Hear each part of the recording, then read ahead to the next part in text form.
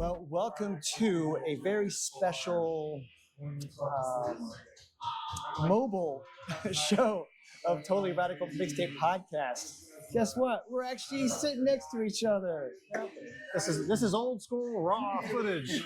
No, Live from Toronado in the on Haight Avenue in San Francisco. We just happened to be cruising through and decided to stop by for a brew. well, cruising through indeed. That's right. That's right. Yeah, we're in a pretty dark and not necessarily dungeon-esque type of bar, but pretty famous place and with a wonderful lineup of beers. And believe it or not, it's not 9 or 10 or 11 o'clock at night. It's actually 2 or 3. Only 2:30. 2:30. So we're going to just hang out and let you know about some of these beers that we're drinking and have a little fun. All right. Yeah, for the viewers in California, this is definitely a lean as far as a lot of California-centric beers. Allagash. Is Allagash out of California? Maine. Maine. Yeah. Well, that's not even close. Not too close.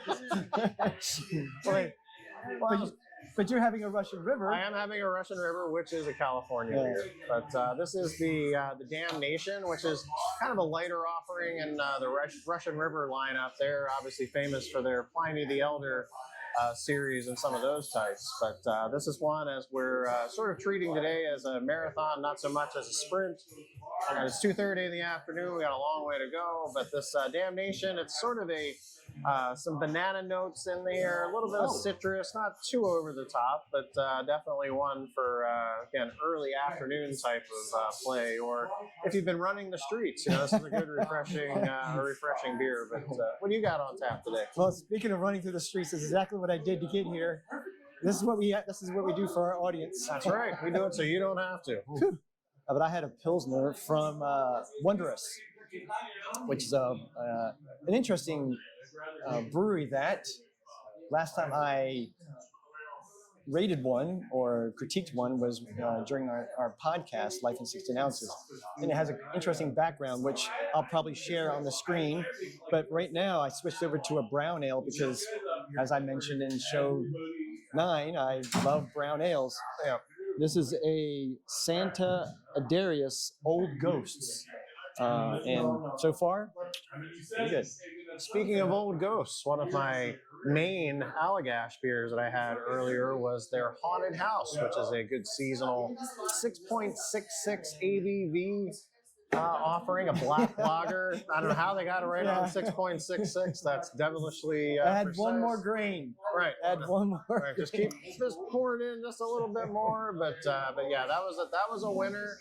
And I know the Allagash White is a little bit more widely distributed, as that's not a seasonal. But again, if you can get Allagash White where you're at, definitely a good one. Again, a little lighter on the ABV and a little bit, again, more for the early part of the day.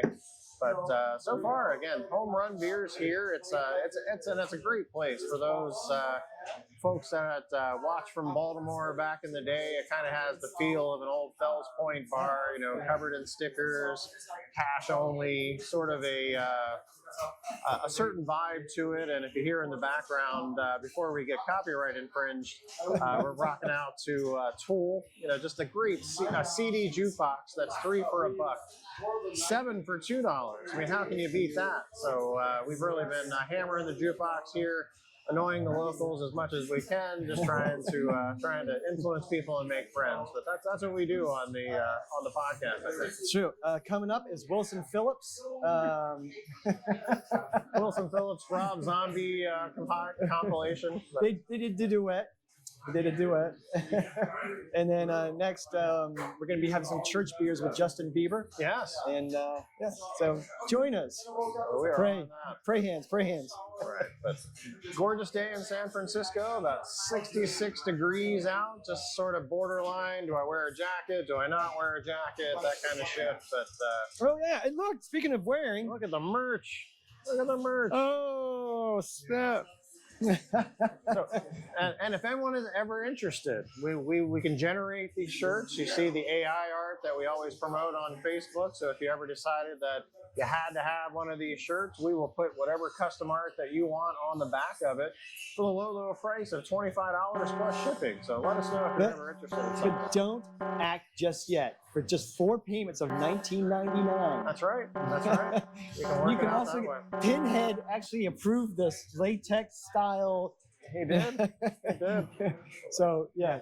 And once your partner hits your other folk in the head with a claw hammer, this is a good way to wrap them up and suffocate them.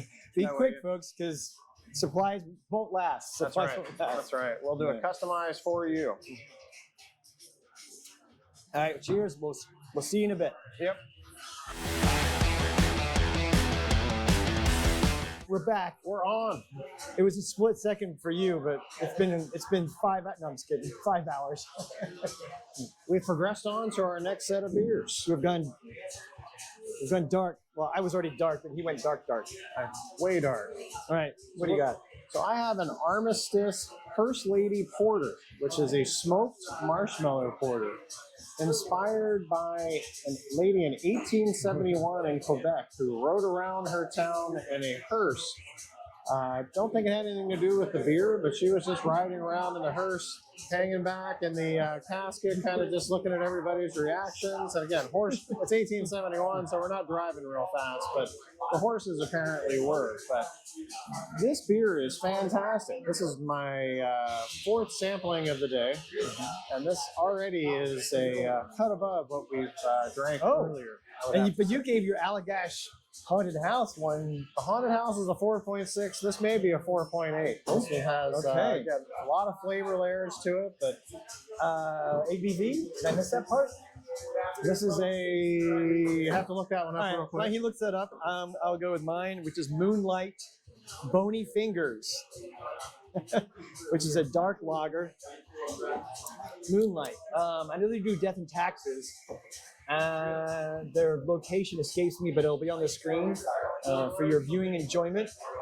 I love dark lagers.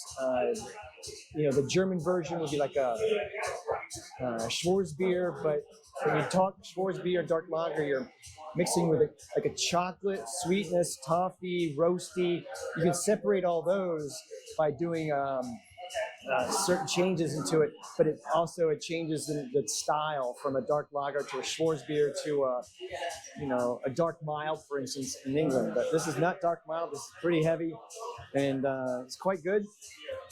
7.0 ABV, by the way. All right. So yeah, great stuff. We'll see what's up next.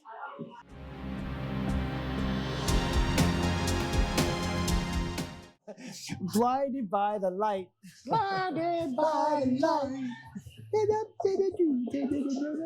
So we're getting into the outer reaches of our Toronado pub experience for the afternoon. Got into our final beers of the afternoon. Ooh, we look similar. We look quite similar. We're out of the dark. We're in the light. Right. Let's see. Let me get my reading glasses off here. Which one do you pick, Paul? I got a Tenma Spinning Planet IPA.